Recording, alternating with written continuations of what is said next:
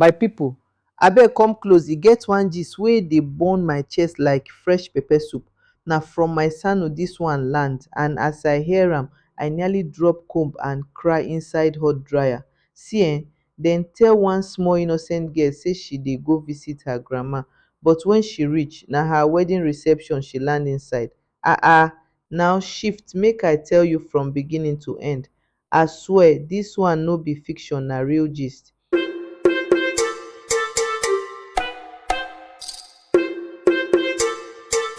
Her name is Clara Johnson. She was just 16 years old, bright, quiet, obedient. You know, the type of girl who wakes up before everyone else, sweeps the compound, boils water, then reads Bible devotion before facing her books. That was Clara.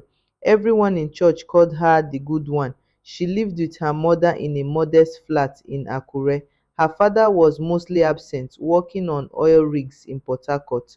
He'd send money every month but wasn't really involved in her life. Her mom handled everything: school, church, discipline, even birthday cakes. Clara wasn't rebellious. She didn't have time for boys or gossip. In fact, most people around her assumed she'd grow up to be a doctor or pastor's wife. If only they knew the kind of snake her own mother was. Everything started on a cool Saturday morning. Clara was sitting on her bed revising chemistry when her mom suddenly walked in with a wide, suspicious smile. Clara, darling, wear your pink lace gown. We are going to visit Grandma in Umuze, and please pack your overnight bag. We might sleep there, she said sweetly. Clara blinked. Grandma? But I thought she traveled to Aba for that women's convention. She came back yesterday, her mom lied. She didn't tell anyone. Surprise return. Clara, being a respectful child, didn't argue. She got dressed, packed her bag, and followed her mom into the car. But something already felt strange. Her mom kept humming happily, adjusting Clara's scarf, even dabbing light powder on her face.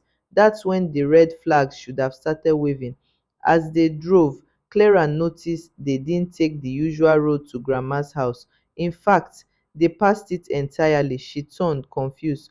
Mommy, this isn't the way to Umuze. Her mom smiled again, tightly this time.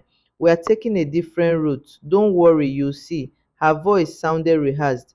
After 2 hours on bumpy roads, they arrived at a large compound Clara had never seen before.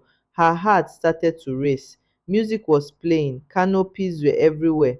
Women in flamboyant lace attire danced. There were trays of jollof rice and fried meat, balloons, flowers. It looked like someone's wedding. That's when she saw it. A white and gold banner hung across the gate with giant letters: Traditional Marriage Ceremony of Clara Johnson and Chike Obi today. My people, Clara almost fainted. Her full name was on that banner. Her hands went cold. She turned to her mother, trembling. Mommy, what is this? Her mother smiled again. This is your wedding, Clara. Today is the day. Chike is a good man. You are lucky. Clara took a step back. Her mouth dried up. My what? Wedding? But I don't even know him. You don't need to know him. Her mom snapped softly. He's from a good family. They agreed to help us. This is for the best. Clara's ears started ringing. The DJ's voice faded into background noise. Everything became blurry. Before she could react, two women surrounded her, one adjusting her gele, another dabbing her forehead with tissue. People were smiling, clapping, hugging her. No one could see the horror in her eyes. The groom, Chike, was older, probably 29 or 30, tall, dark, well built. He came over, shook her hand, and said, Hi, I know this is sudden. I only found out yesterday. You weren't aware. It sounded uncomfortable, his voice low. Clara could barely speak. Her lips just moved. I don't want this, she whispered. Chike didn't respond. The ceremony began almost immediately. Clara was ushered into a chair. They placed beads on her neck, Aunties and uncles, some she hadn't seen in years, surrounded her singing. No one asked her if she agreed. No one cared. Halfway through the ceremony, a familiar face slipped into the crowd. Her cousin Angela. Angela was a year older than Clara and had always been like a big sister. She approached Clara during the dance break, hugged her tightly, and whispered, "Read the notes. I'm slipping into your hand. Don't cry. Don't panic." Angela pressed a folded paper into Clara's palm and walked away quickly before anyone noticed. Clara opened it in secret. "Your mom owed Chike's father money. This wedding is payment. I'll help you escape. Be at the back gate by midnight. Wear slippers.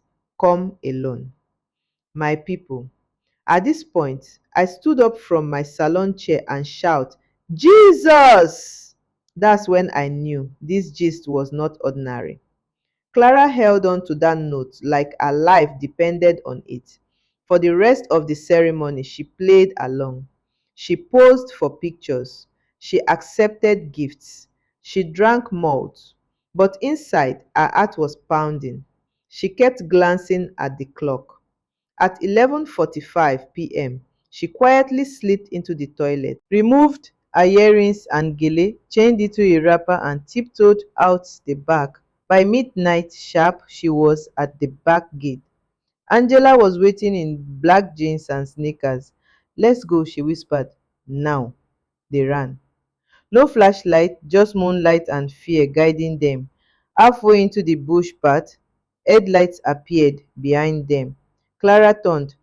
Her mother's car. Angela grabbed her, dragged her into a nearby gutter, and told her to lie flat. The car passed slowly, sweeping its headlights side to side. They didn't breathe, they didn't blink. After 5 minutes, the car turned and drove off. They stood and kept running, past three compounds, across an abandoned farm, into a small town. By dawn, they had reached Oshobo. Angela's university friend managed a small guest house. That's where they hid Clara. She cried for 2 straight days, couldn't eat, couldn't sleep. Then things got worse. On the third day, Clara's mother posted on Facebook, "My daughter ran away with a boy. She has brought shame to this family."